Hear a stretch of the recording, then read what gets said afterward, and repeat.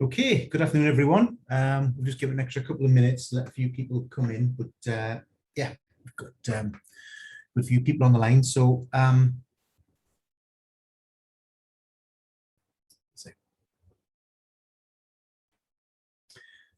yeah, welcome. I'm Rob Charlton. I'm the Chief Exec of Space Group, and I'll be taking you through this seminar today about the Building Safety Bill. So probably in the first instance, to give you a little bit of background about me, I'm an architect by profession, so apologies straight away for that. But I've been involved in the industry for approaching 30 years, and in that time, I've seen a lot of change, particularly around a move from the analog world to the digital world, but also a lot of change culturally. Just to give you a little bit of background about Space Group, we've been around over 60 years. And we started out in the northeast of England over 60 years ago now as Waring and Nets Partnership.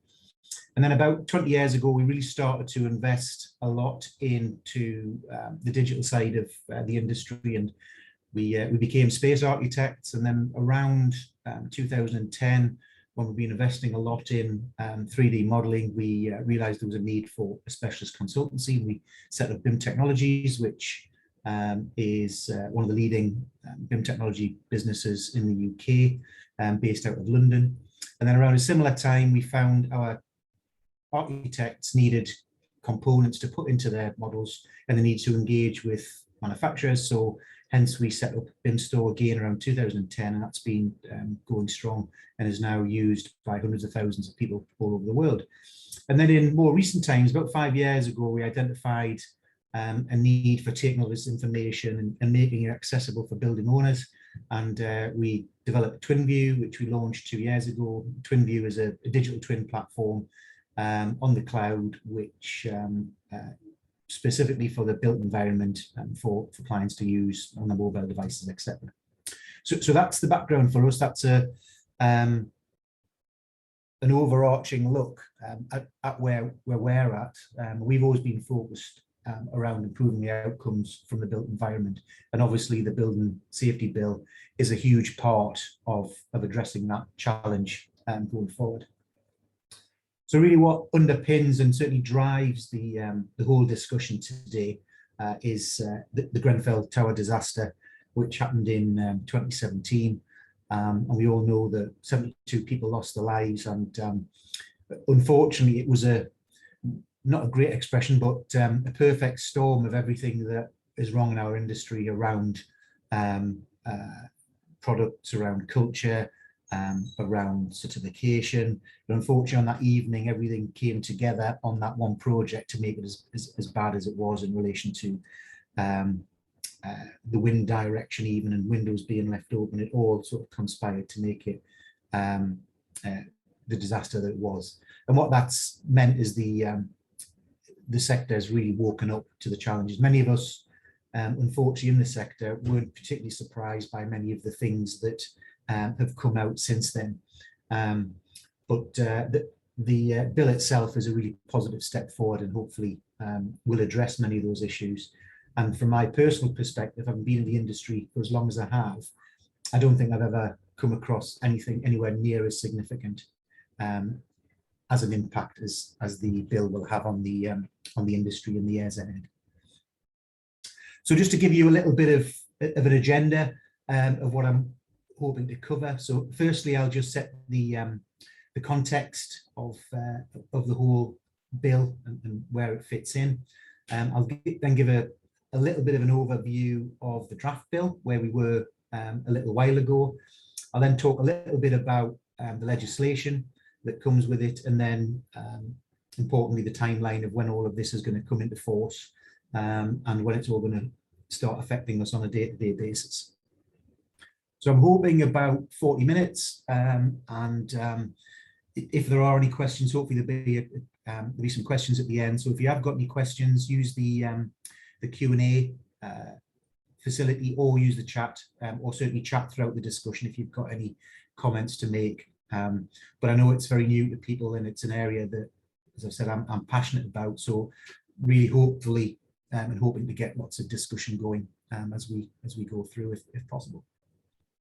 So I've broken it down just to make it clear how everything fits together, of what's running at the moment around the Grenfell fire and disaster, what was going on. So there is a public inquiry running, which is separate to the bill, and that's that was set up in 2017, and Sir Martin Moore BIC is heading that. If you haven't had the opportunity, it's incredibly well recorded. There's a video of every day. There's plenty of notes, and it is really interesting. I'm a little bit sad in that I watch it when I've got the chance. It's split into two phases. The first phase is complete, and that was the sort of factual narrative of what went on in the night, where people were, how people reacted, such as the fire brigade, things like that. And you can see that ran until December 18, and the first report was published in the end of October. From our industry point of view, probably the most relevant to us is phase 2, which is very much around the causes of the event. And this is obviously, there's a lot of work to do there. That started in January 2020, and there are 8 modules. Currently, they're at module 3. As you can imagine, it's been a bit disrupted by the COVID crisis, but they have kept going a little bit throughout that. The final report, to be honest, is a bit of a guess, because public inquiries can rattle on for a long time, and they go at the pace that they can. But you would be guessing somewhere, certainly back end of 2022, if not even into 2023, before Sir Martin Moore gives his response. But that involves designers, contractors, subcontractors, clients, product manufacturers. Everyone from our industry is being, it's a fair enough term to say, interrogated.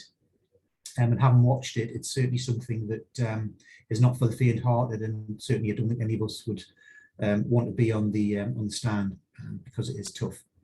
And then back in May 2018, a little bit after the public inquiry was announced, the government asked Dame Judith Hackett to carry out an independent review of building control and building standards.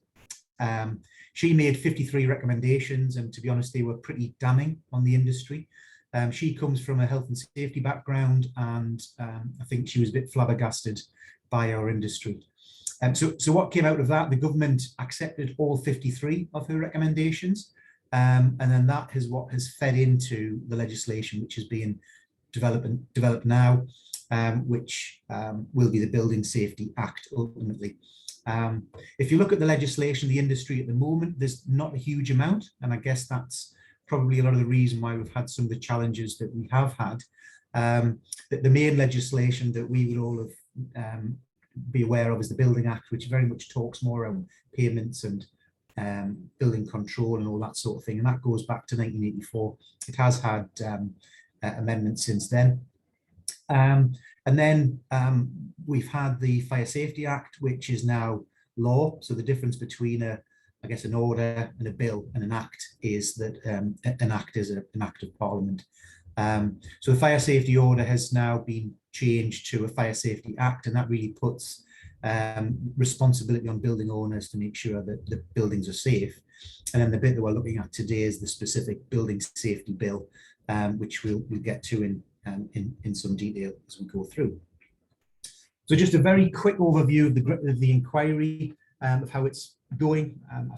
I've done a separate seminar about this 12 months or so ago, but the upshot is it's as I said earlier, very damning of our industry, and talks about issues around rules, lack of quality control, big cultural issues around trust and honesty, very much around cost as opposed to value, and general incompetence, pretty tough to watch, to be honest.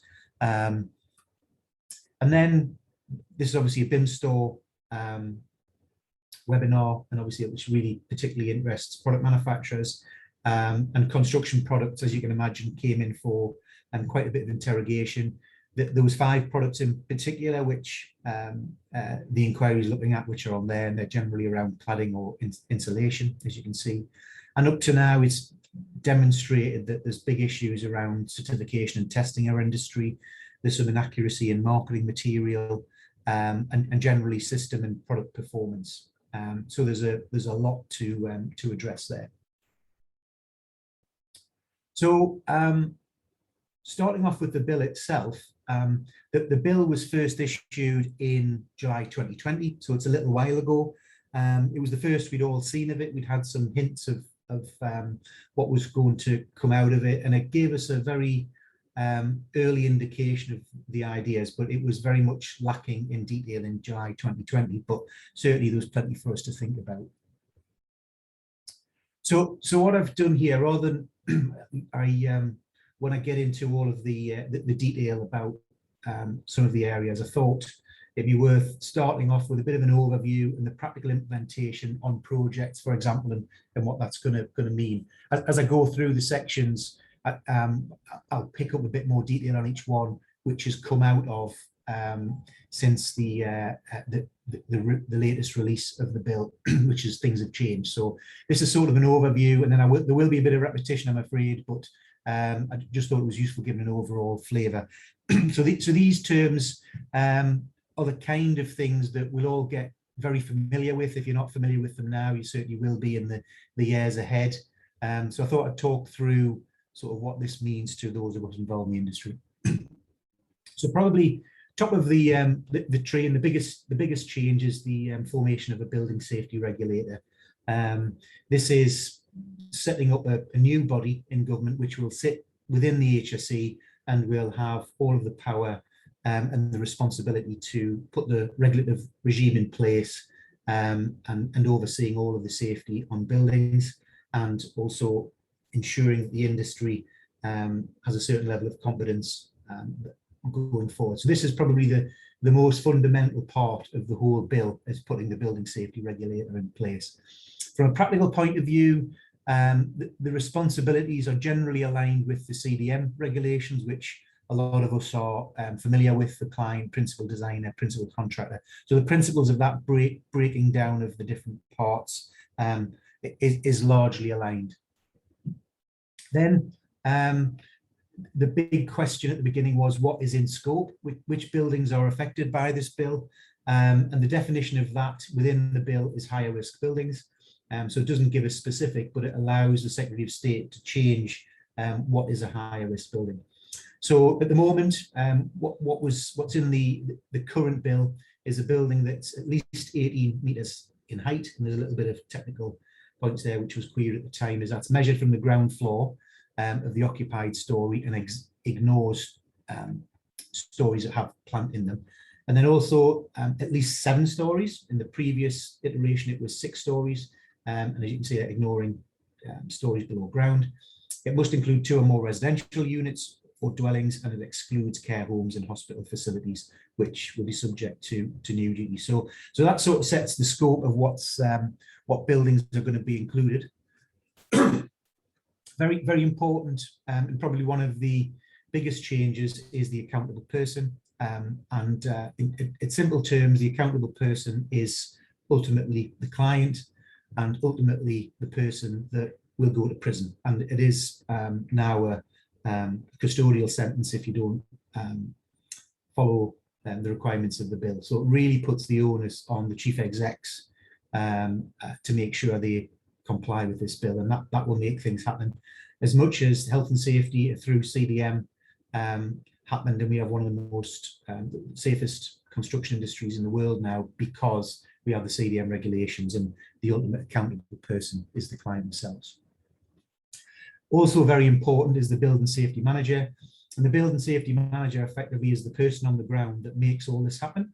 So is delegated the responsibilities from the accountable person to the building safety manager, who will put this all together, will manage the building, will manage the building safety case report, which we'll talk about, make sure that building assurance certificates are in place, and liaises with the people using the building, and very importantly, liaises with the occupiers, which has been something which has been missing in the past. And then there's the building safety case report, which is a new document which has to be provided by the accountable person, which will be probably pulled together by the building safety manager, and really comes and brings together all of the key components of the safety case report. And there's ongoing work at the moment to get the details of what's in that report at the moment. And then there's a building assurance certificate, which is all important. So when a building is going to be occupied, there's a need for the accountable person to register the building on a national register. And as soon as that happens, they have to apply for a building assurance certificate before occupation. So it's a very important document, and then ultimately that will be displayed in the building and is the formal approval of the process. We have the golden thread of information, and what this is about is making sure that the building owner, accountable person, has access to information that's up to date, which comes from design through construction, importantly into operation, and it is maintained throughout the whole life stage of the project. It needs to be in digital format so it can be accessed by multiple parties. And then gateways is a new step forward for us. 3 gateways. The first gateway is planning, and these are all hard stop gateways. So in the past, maybe we've been able to start building while we're waiting for building control. But gateway 1 is at the planning stage, and that's already implemented as of the 1st of August.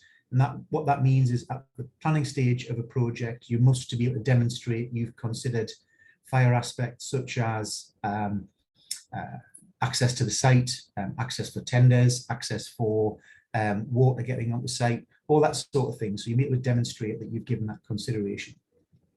Gateway 2 is the building control requirements, and this means that you must have building control approval from the building safety regulator before you start construction. And again, that's a hard stop. And then gateway 3 is the final certificate, and you can't allow the building to be occupied unless you have the final certificate sign off from the building safety regulator. And then building control, I won't go into huge detail at this stage, but huge changes for the building control sector. Their whole regulatory control structure will change. They will now have to have a registration in a professional body, and there will now be a registered building inspector, which will have an overview of all of that. And obviously there's a big change to the building regulations in their own right. And then I touched upon construction materials. When this when the initial bill came out in draft last year, there was very little about construction materials, and it was pretty silent on it. And then also architects. There was a comment about architects, but again, not a great deal more that the Architects Registration Board will monitor competence. So it was very high level. So at the stage last year, it was high level, and some areas were more detailed than others. And as you went through the bill, it sort of trickled away. And there's also quite a few aspects which have appeared since then, which are now in the bill. So just to give you a bit of an overview of timescales and where we're at. So draft bill, as I mentioned before, was issued July 2020, and as I said, it was quite thin. And at that stage, I think there was a strategy to do a lot of the detail work through secondary legislation, which would allow them to move through Parliament a little bit quicker. So effectively, the detail will come in secondary legislation. We then had the Select Committee scrutiny, who produced a report in November 2020, which was generally supportive but made a lot of useful comments. And then what happens then is the government takes that and provides a response, which happened beginning of the summer, July 2021. And then after that, it moves into the second reading, which is the 21st of July. And at the moment, no significant changes as it starts to move through the House of Commons. And then it moves to committee stage tomorrow. So we'll see how that goes, but it is moving through. And I think politically, there's a real will to get this into law because of obviously all of the publicity around the Grenfell survivors and all those that died. And there's a big pressure from the press, such as the Sunday Times, which is putting pressure on the government to make something happen. And this week it's been announced that they're going to have to start thinking about taking the tower down because of safety reasons. So there's a lot of things happening, which I'm sure the government won't want to delay this more than it needs to be. And then once it gets through that stage, as of tomorrow, it then goes to report stage. It then has its third reading. It then needs to make its way through the same number of readings through the Lords, and then it gets to the final stages, which is ultimately when it gets to royal assent and becomes law. And again, it's purely a guess because you've got all of these stages to go through, but probably at the earliest Q1 next year, I think, by the time it gets to that point, but it could be longer depending on how things progress. A lot of that obviously also depends on other legislation going through at the time, and obviously it's being delayed because of COVID. So yeah, so just to give an overview of a bit of a detail about the law. So this is kind of talking about the law aspects of it and the legislation. So as I've said, what the bill actually does is establish the Building Safety Regulator, which is already operational in a shadow mode, but not up and running formally from a legal perspective, obviously, because there's no act in place. But the Building Safety Regulator is established and is making progress. The regulatory regime will be put in place. So what does this require us to do? And then as part of the whole thing, the actual Building Act, which exists at the moment, obviously will need to be amended in some areas, such as building control and things like that. So those changes in the this Act will amend the Building Act as well. The Building Inspectors Register will be established, as will the same for building control approvers. As I mentioned earlier about the Architects Registration Board, that firms up from a legal point of view and really formalises the competence of architects. The responsibility of the accountable person is defined and ultimately puts them on the block, basically, of what they must do. So they, by law, have to actively manage building safety risks. They have to appoint the building safety manager and fulfil the regulatory requirements, and register the building for the building assessment certificate. So all occupied high-rise residential buildings which are in scope will have to be registered, which ultimately then triggers the need for a building assessment certificate. We'll also have a new Homes Ombudsman. So this wasn't in the original draft. So this has come about as part of this Act, the new Ombudsman for the sector, which we've never had before. The detail around the construction products. So there will be a new regulator for construction products. There will be a national regulator, as I've said, and residents will be given a stronger voice. So there's a lot there around the residents, which again we haven't seen before. And then the other area, which is relatively new, is a levy, because a lot of this, the repair work, which we've all seen in the press, all needs to be paid for. And ultimately this will be levied on all new build developments as soon as they start the design and construction process. So that will be your high-rise developers will be made to make a contribution. So yeah, the key things we'll be looking at: defining who the duty holders are and what the key gateways are, defining the golden thread of information, when things have to be reported, details about the Building Safety Regulator and the accountable person, as I've said. So a bit of the devil in the detail. The Building Safety Regulator, they are the three responsibilities that the Building Safety Regulator has. And this is straight from the bill itself. So overseeing the safety and performance systems of all buildings, assisting and encouraging improvements of competence in the built environment, implementing of regulatory regime for higher risk buildings. So you can see that that's what they will do, which is quite onerous, a lot to pick up, and obviously that's defined as the things that maybe the industry has issues with and have to be addressed. And as I said earlier, it's already acting in shadow form, but intended to be acting at scale from 12 to 18 months from the bill becoming law. Importantly, there will be 3 committees.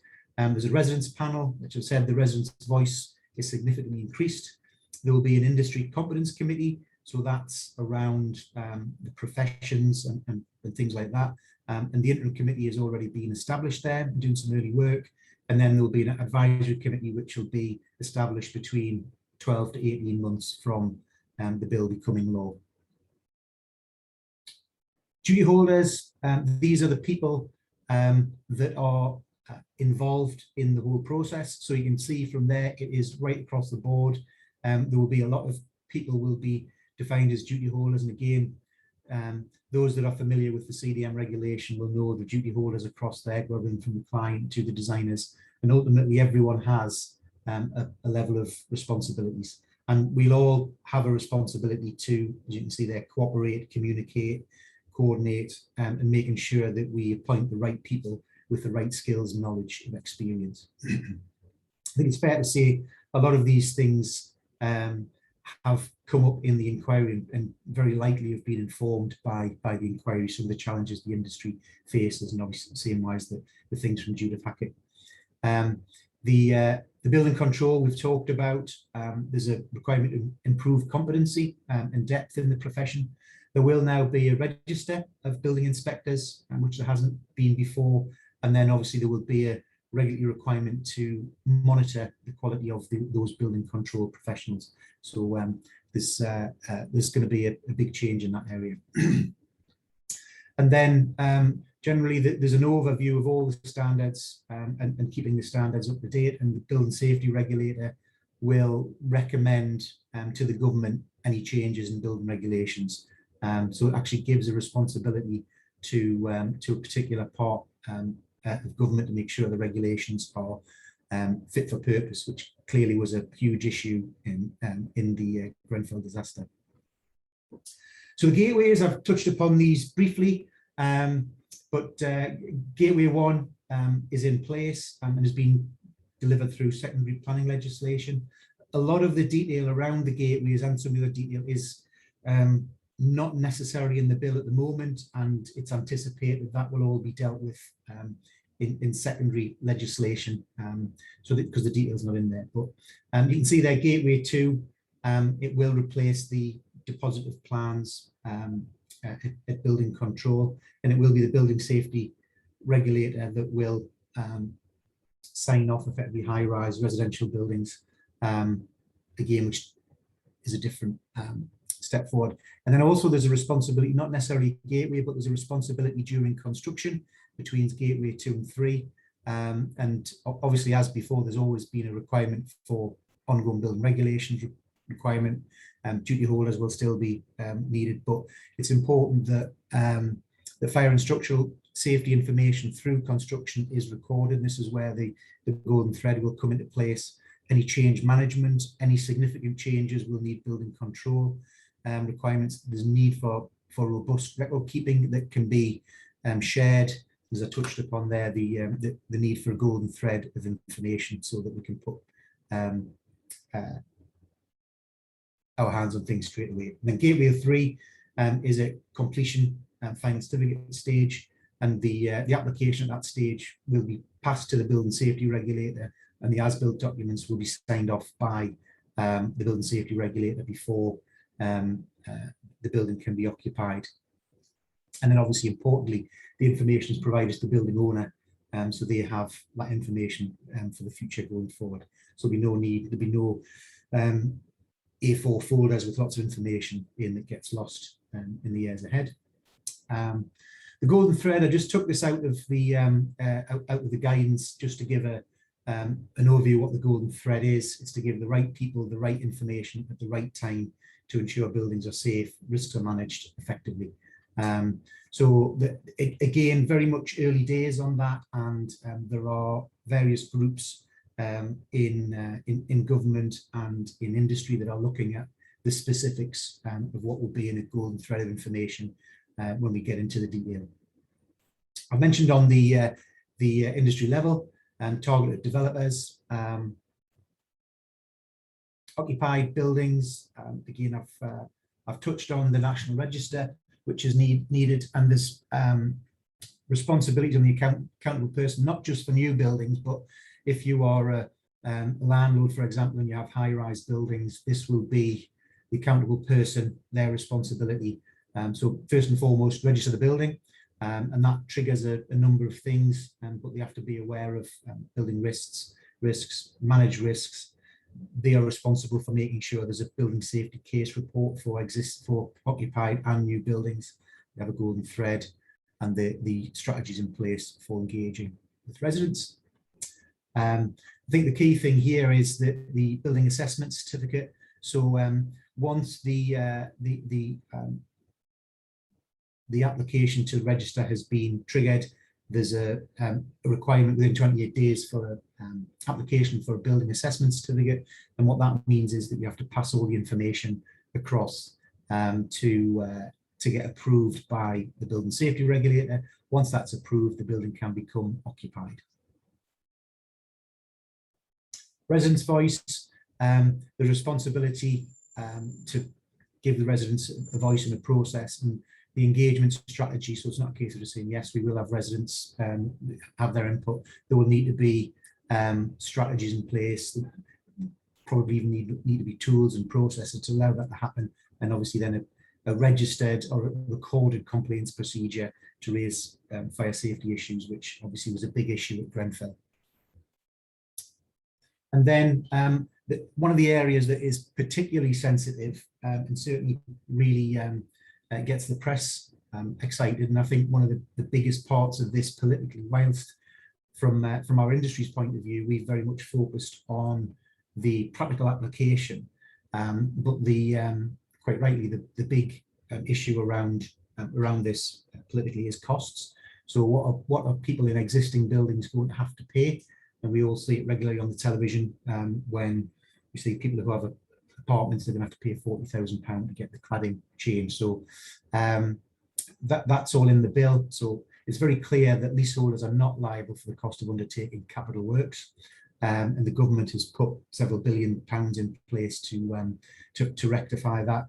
And there is additional duties for the building owner to explore alternative cost recovery. So if a developer has to demonstrate that they've looked at every different way to address the cost of paying for the changes. There's also a building safety charge, which is separate from remedial work. And the building safety charge will ultimately fund this whole process of keeping this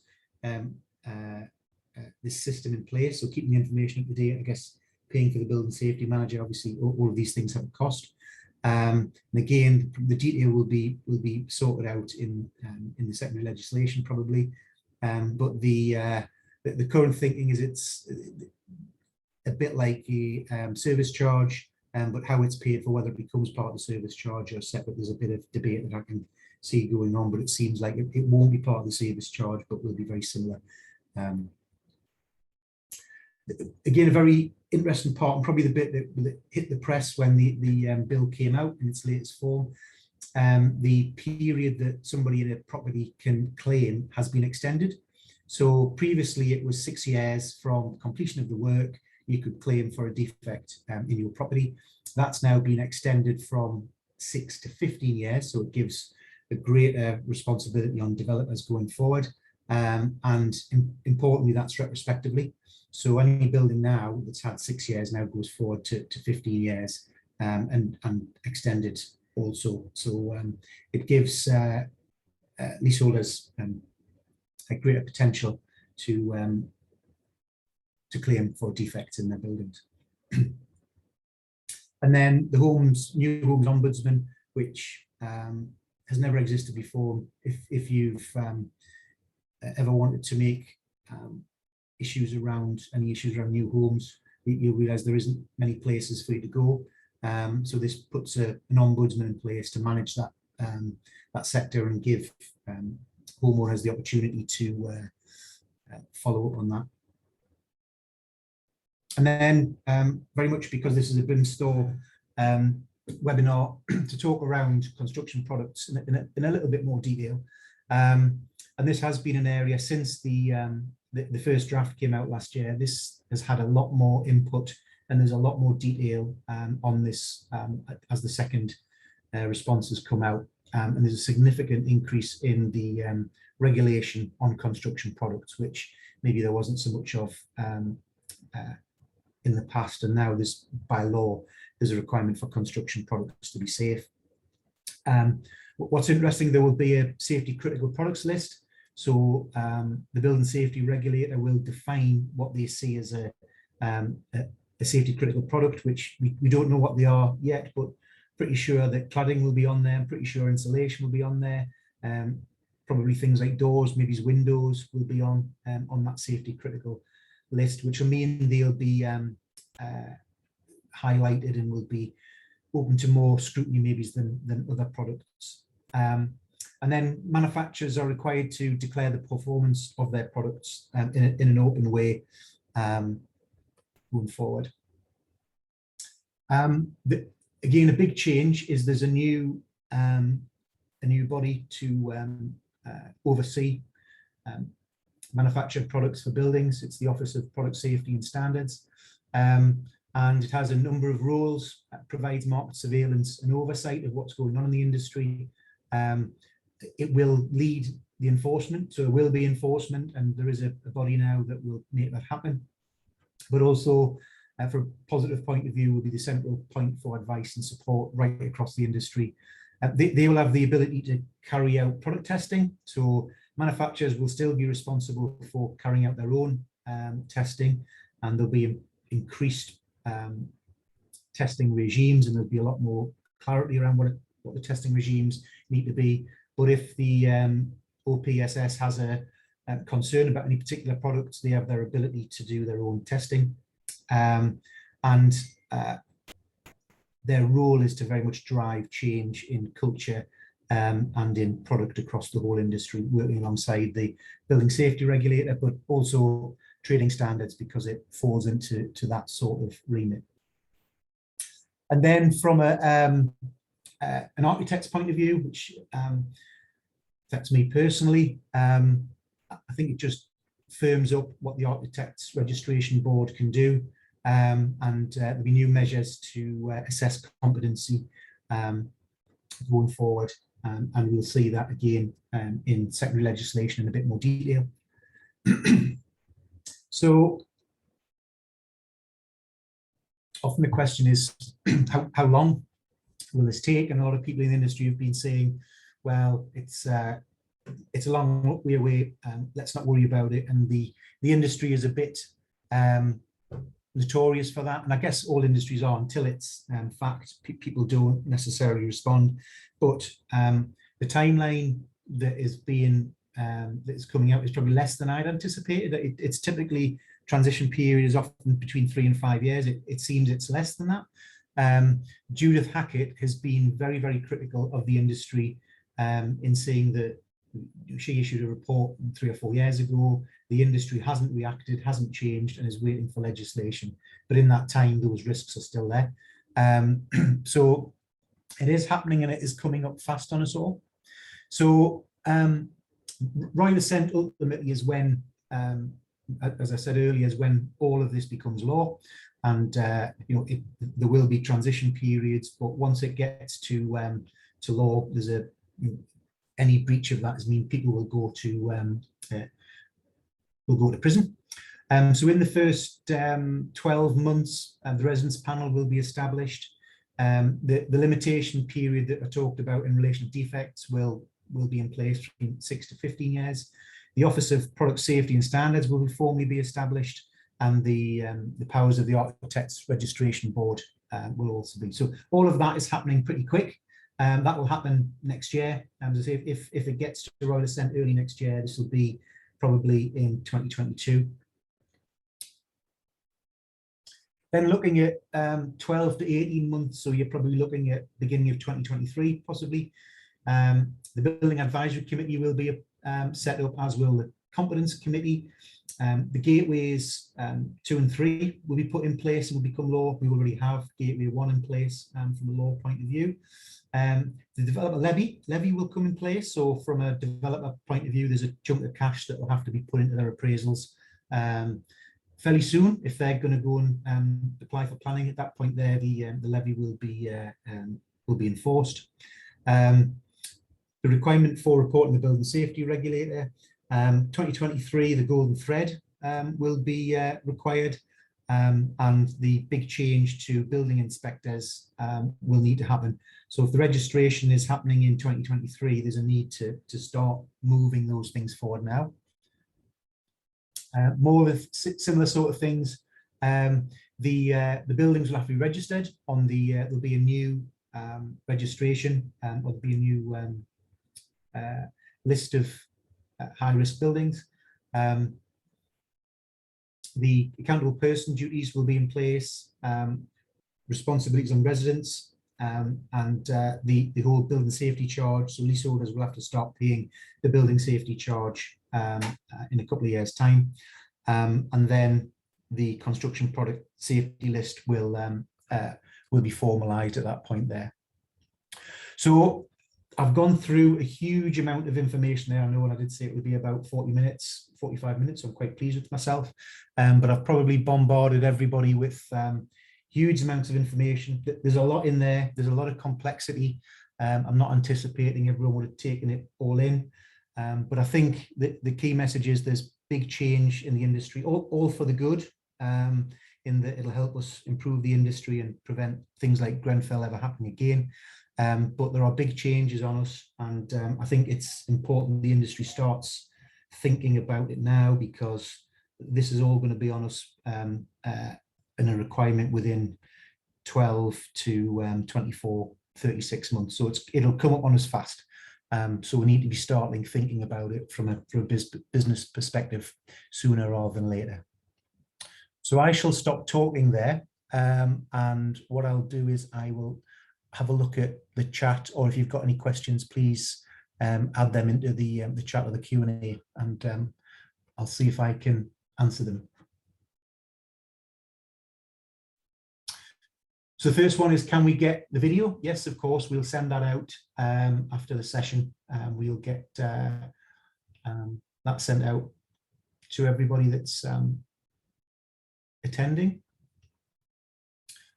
The next question is, there's not any mention of a submission of a BIM model as part of the documentation to the HSE or Building Safety Regulator, which understood was specifically noted in the Hackett report. No, there's no mention of BIM in the legislation anywhere. It does refer to digital information, but that's about as specific as it gets. So there's no requirements for a model. So I guess you could argue a PDF is digital information. I think that's probably what they're looking for. But what I would say is, what it does ask for is digital information that is kept up to date. So the beauty of a live model is that you can maintain that, keep that up to date, and if it's sitting on a server somewhere on a cloud-based platform, you can keep that up to date during use of the building. Without that, you're going to have to find some manual approach. And if I can do a little bit of a sales pitch for TwinView, one of the big things about TwinView that we've developed is for building owners, they put the model on TwinView, and it allows them to keep it up to date, and we're having a golden thread of who did what and when. So we anticipate that's the kind of thing that's going to be needed in the years ahead. Would you imagine international markets would begin to adopt these changes eventually? Interesting. If you look at BIM around the world, the UK has certainly been one of the leaders. Other countries are quite slow to the table. We're working across our business in other parts of the world, and it's quite surprising how far behind they are. So I don't know. What I would say is, I don't know if anybody's seen the video from, I think it was over the weekend, from a big fire in Milan, very similar to Grenfell, with ACM cladding on it. And that fire, I watched the video, and the whole facade was burnt off in 7 minutes. In some respects, there was no fatalities, and in some respects, it burnt so fast that I guess that was probably a positive, in that it burnt away, and it was so fast it couldn't sort of catch necessarily onto the rest of the building. So there's no fatalities, but other countries where ACM cladding is that may have similar problems. So a bit like the UK, this bill wouldn't be happening if we hadn't had Grenfell. So God forbid that other countries don't have similar issues, but maybe if they do, they might start looking at similar standards. It's just a shame that people have to die to bring new legislation, and then industries only change with new legislation. But that's another conversation. And then how long until the golden thread becomes mandatory in England? For high-rise, high-risk buildings, not high-rise, high-risk buildings, it looks like it's 12 months from the bill becoming law. So you're probably looking at, if the bill becomes law at the beginning of next year, so beginning of 2022, I would say probably the beginning of 2023, a golden thread of information will be required by early 2023. That, again, it's an estimate because we don't quite know how long it'll take to become law, but the indication is that it's 12 to 18 months from royal assent. Up here in Scotland, we already have preemptive building standards system, but perhaps penalties aren't strong enough. What are the likely penalties for building before the new regulator gives consent? It will, again, untested. It's law, so I guess it's untested. But in the bill, it does talk about the maximum sentence for this. Again, I'm far from a lawyer, but it sort of references the maximum sentence that can be provided. So I guess they would use a case law, or they'll have certain areas of guidance on what kind of sentence people could get. But ultimately, I guess it's decided, have you broken the law? Yes or no? And if you have broken the law, what is, for that kind of thing, what is the, in simple terms, the sentence for that? So I think it'll come over time, but it's very clear in the bill that there is a custodial sentence for any breaches of this law. So it is pretty serious stuff. And if you look at Grenfell, at the moment, there's clearly people haven't fulfilled their duties. If this law is in place, there would undoubtedly be a lot of people going to prison. After the inquiry, there probably will be public prosecutions, and maybe people will go to prison after that. But this formalises all of that going forward. So that was the questions on the chat. There's one more on the Q&A. How does Gateway 3 deal with occupied buildings? So Gateway 3, as I understand it, you have to apply for getting, so from an occupied building, the approach is that you will register your building on the high-risk buildings register. As soon as you do that, the building safety regulator will notify you that you have to apply for a building safety certificate, and then it will say this is what you need to provide for your building safety certificate. So it's not necessarily a Gateway 3 for that. So it's for occupied buildings, it is notify the building safety regulator and then provide the information they need to assess you whether or not you can get your building safety certificate, which is then presented presented in the building itself. So I think that's the so hopefully I've answered that. I've got another Q&A there.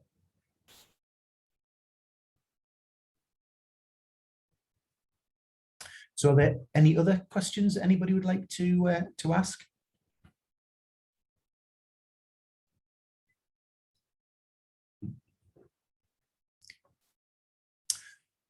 Well, if not, thank you for listening. I'm more than happy to continue the discussion or debate with anybody, or if anybody's got any further questions.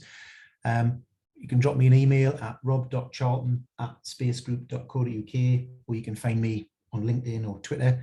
But yeah, it's the biggest change in the industry, and looking forward to seeing change in the years ahead.